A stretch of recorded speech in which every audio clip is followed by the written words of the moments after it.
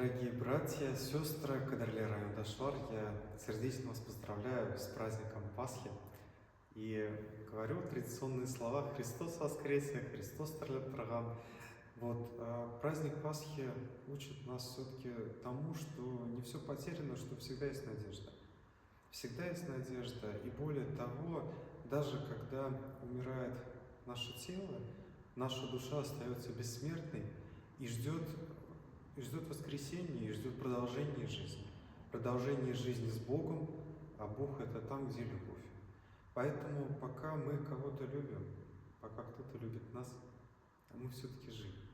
И если мы открываем глаза, значит, Бог благословил этот день. И если мы идем, у нас как-то ноги ходят, и руки что-то делают, значит, мы еще нужны в этом мире.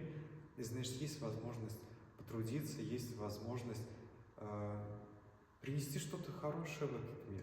Что-то хорошее, какой-то след. Знаете, кто-то, может наследить, а кто-то оставить след.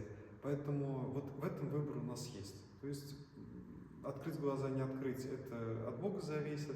Как открыть, да?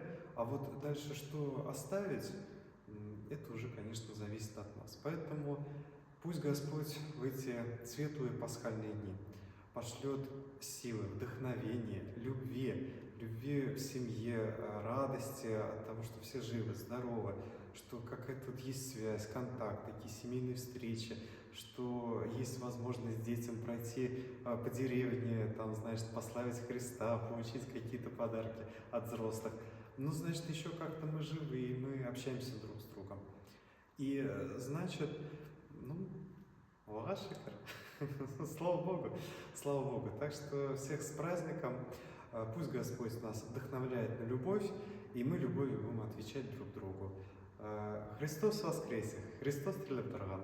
Воистину воскресе! Щенат Тарлебтраган!